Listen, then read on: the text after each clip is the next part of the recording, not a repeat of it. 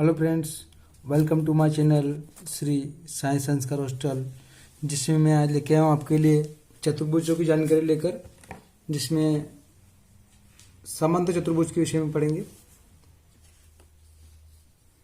जो कि इस तरह से है। इसमें ए बी सी डी एक समांतर चतुर्भुज है, जिसकी ये भुजा और ये भुजा समांतर है। ए डी और बी सी समांतर है।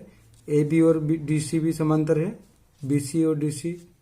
और कोण ए बराबर है कोण सी के, और कोण बी बराबर है कोण डी के, और ए बी भुजा डी सी के बराबर है और ए डी भुजा बी सी के बराबर है।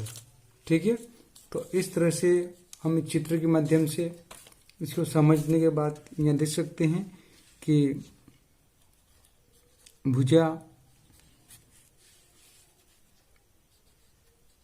ए बी बराबर है डी सी के और भुजा ए डी बराबर है बी सी के। ठीक है, और भुजा ए बी समांतर है डी सी के और ए डी समांतर है बी सी के।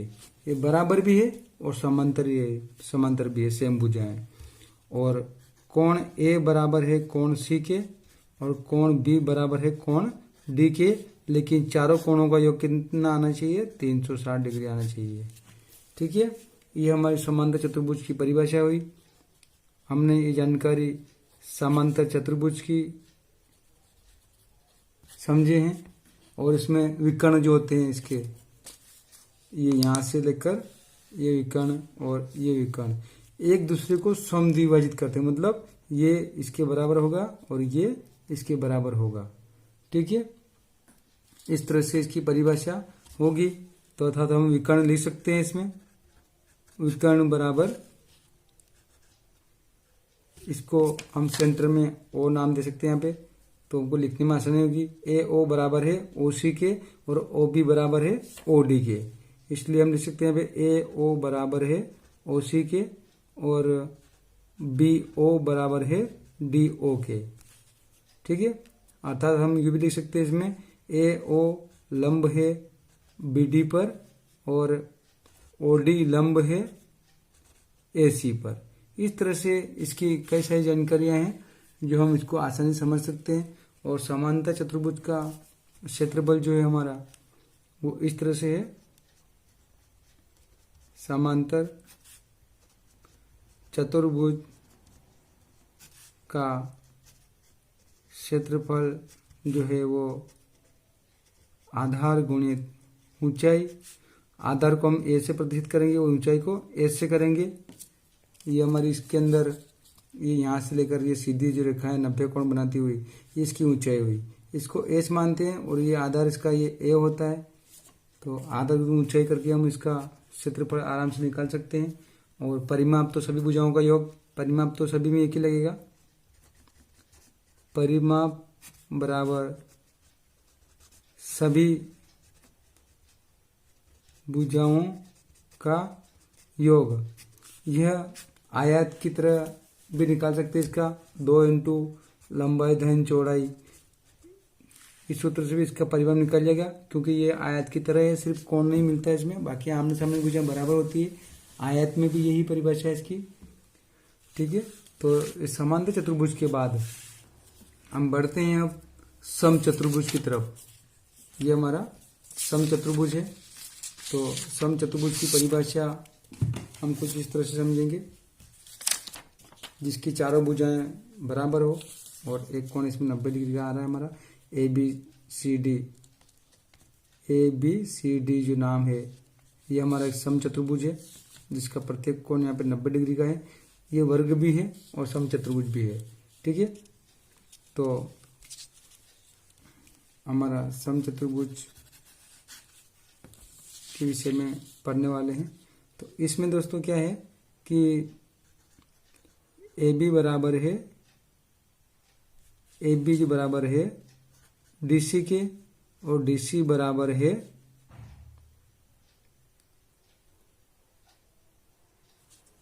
ए बी बराबर है डी सी के और डी सी बराबर है ए सी के और ए सी बराबर है बी डी के। कहने का मतलब चारों भुजाएं समान है, चारों भुजाएं समान है। ठीक है, इसकी चारों भुजाएं समान है तो समचतुर्भुज होगा। इसका प्रत्येक कोण 90 डिग्री का है। 90 का ना भी हो तो भी हम इसको समचतुर्भुज ही बोलेंगे, क्योंकि भुजाओं से मतलब हमें कि चारों भुजाएं बराबर होना चाहिए। ठीक है, इसमें कोण ए बराबर है, कोण बी बराबर है, कोण सी बराबर है, कोण डी बराबर है, अर्थात चारों कोण बराबर है। इस चित्र के लिए बोल रहा हूं मैं। और इसका समचतुर्भुज का क्षेत्रफल, इसका क्षेत्रफल जो है वो वर्ग का क्षेत्रफल होगा।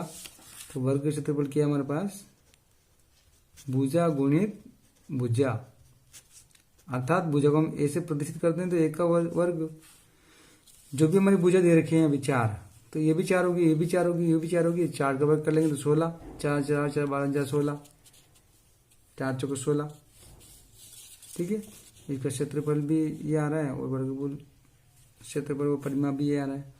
तो परिमाप कैसे निकलेगा, परिमाप बराबर 4 गुणित भुजा, तो 4 मान लिया हमने यहाँ पे, तो 4 से 16 यहाँ हो जाएगा, 16 इसका हो जाएगा, परिमाप इसका और क्षेत्रफल बराबर आ रहा है। अगर यहाँ पे 5 कर देंगे तो परिमाप क्षेत्रफल हमारा 25 आ जाएगा और परिमाप इसका 20 आ जाएगा। ठीक है, इस तरह से हम इसको क्षेत्रफल भी कर सकते हैं और परिमाप भी ज्ञात कर सकते हैं।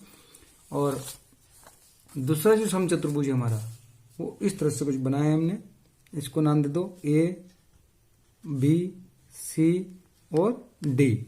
ठीक है, ये ABCD हमारा समचतुर्भुज है जिसकी चारों भुजाएं बराबर है। ये 5 है, ये भी 5 है, ये भी 5 है और ये भी 5 है। ठीक है, और ये कोण का योग 180 है। ये समान कोण होंगे और ये भी समान होंगे। समचतुर्भुज, ये समानांतर चतुर्भुज चित्र है लेकिन चारों भुजाएं बराबर है, इसलिए हमारा ये क्या होगा, समचतुर्भुज होगा।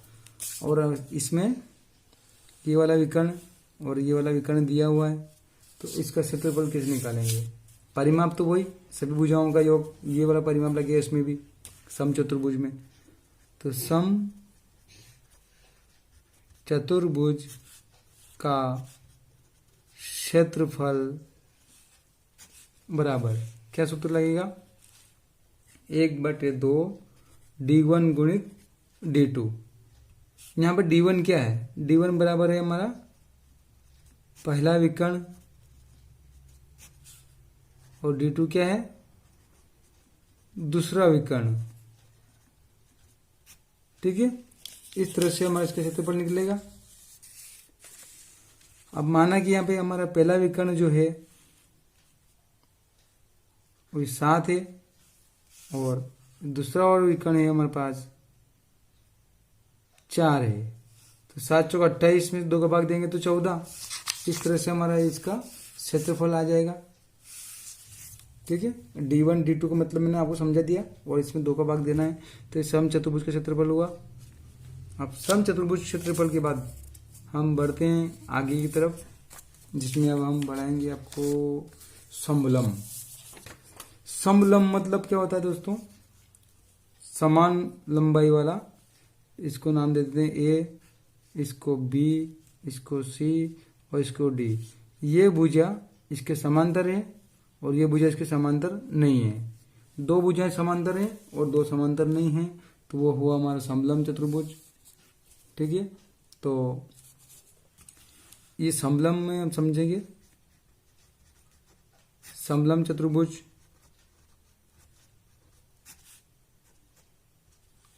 जिसमें AD समांतर है BC के और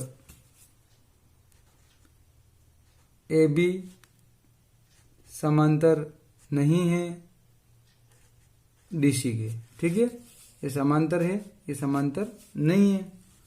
तो ये इस तरह का हमारे समलंब चतुर्भुज हुआ और ये इसकी यहाँ पे ये है, ये सब 90 का कोण बनाने वाली लंब रेखा, ये इसकी ऊंचाई मानते हैं।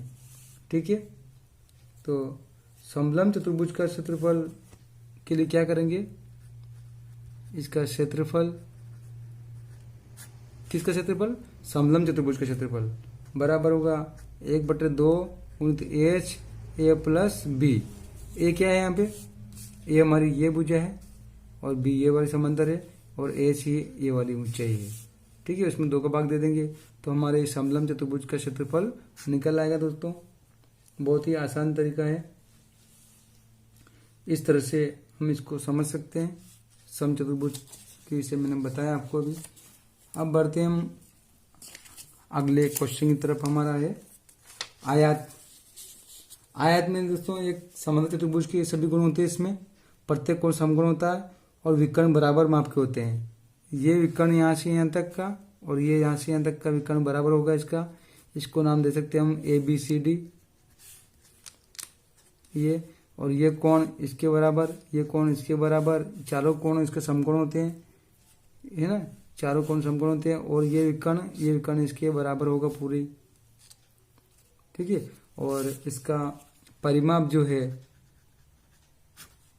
आयत का, यह भी एक तरह का चतुर्भुज है, 4 भुजा वाली चतुर्भुज। तो परिमाप बराबर 2 इंटू लंबाई धन चौड़ाई। ये भुजा इसके बराबर है, ये भुजा इसके बराबर है। 2 लंबाई हमारे पास और 2 चौड़ाई है, इसलिए हम इसमें 2 का गुणा कर सकते हैं दोस्तों। और इसका क्षेत्रफल तो बहुत ही आसान है, लंबाई गुणित चौड़ाई, अर्थात ए गुणित बी। ये ए है, ए भी ए है, ए बी है, ए भी बी है, तो ए का गुणा बी में कर देंगे तो इसका क्षेत्रफल आ जाएगा। और इसका परिमाप में क्या है, 2 इंटू ए प्लस बी। इसमें ये जोड़ के 2 गुणा कर देंगे, दोनों ओर आ जाएगी। इस तरह से हमारा इसका क्षेत्रफल भी निकल आएगा। ये हमारा आयत का क्षेत्रफल इस तरह से हुआ। अब बढ़ते हैं आगे वर्ग की तरफ। ये हमारा वर्ग है, ये भी एक तरह का चतुर्भुज है। इसको नाम दे दो ए बी सी डी। इसका भी प्रत्येक कोण 90 डिग्री का होता है। समांतर चतुर्भुज के और समचतुर्भुज के तथा आयत के सभी गुण मिलते हैं इसमें।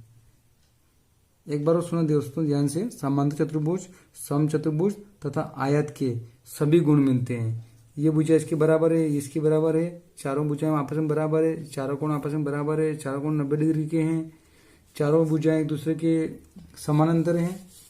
ठीक है, तो इसका परिमाप क्या होगा दोस्तों, परिमाप बराबर 4 गुणित भुजा।